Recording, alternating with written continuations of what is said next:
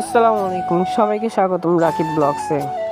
আজকের ভিডিওতে তোমাদেরকে নিয়ে যাচ্ছি রাঙামাটির কাপ্তাই এক পাহাড়ের অভিযানে, যেখানে আমরা গিয়েছিলাম ছড়া পেরিয়ে লেকের পানি দেখতে, আর সাথে একটু মাছ ধরার স্বপ্ন ছিল।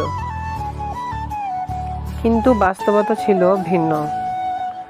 আমরা তিনজন পায়ে হেঁটে ঢুকে পড়লাম ঘন জঙ্গলের ভেতর।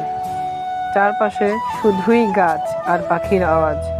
পাহাড়ি খাড়া পথ বেয়ে নিচে নামলাম ছড়ার দিকে। এই পথ সবচেয়ে বেশি ভয় ছিল বন্য হাতি আর বিষধর সাপের। একটু এদিক সেদিক হলেই বড় দুর্ঘটনা হতে পারত। তবু সাহস করে চলতে থাকলাম, কারণ মন চেয়েছিল লেকের পানিতে গিয়ে একটা শান্তি খুঁজে নিতে। অবশেষে আমরা পৌঁছালাম পাহাড়ি ছড়ায়। সেখানে কিছুক্ষণ বসে বিশ্রাম নিলাম, তারপর শুরু করলাম মাছ ধরার চেষ্টা। কিন্তু যতই চেষ্টা করলাম কিছুই ধরা পড়ল না। পানি ছিল কিন্তু মাছ ছিল না। তখন ঠিক করলাম ছড়া থেকে লেকের পানির দিকে আরও এগিয়ে যাই। ভাবলাম সেখানে গিয়ে একটু মজা করব, হয়তো গোসলও করব। কিন্তু যতই হাঁটছিলাম পানি আর আসে না। শুকনো পাথর, মাটি আর গাছগাছালি ছাড়া কিছুই দেখা যাচ্ছে না। বৃষ্টি না হওয়ায় লেকের পানি অনেক নেমে গিয়েছে।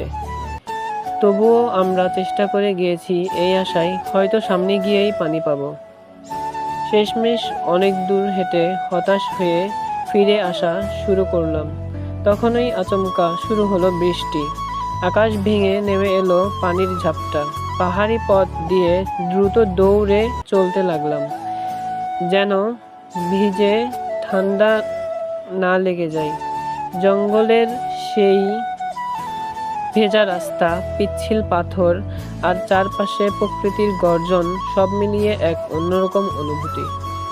এই ছিল আমাদের এক পাহাড়ি দিনের অ্যাডভেঞ্চার, বৃষ্টি আর অপূরণ স্বপ্নের গল্প। ভিডিওটা ভালো লাগলে লাইক দিও, আর রাকিব ব্লগস চ্যানেলটা সাবস্ক্রাইব করে পাশে থেকো। দেখা হবে নতুন আরেক অভিযানে।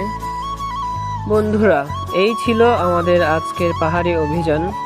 পুরোটা দেখা ও শোনার জন্য ধন্যবাদ। আসসালামু আলাইকুম।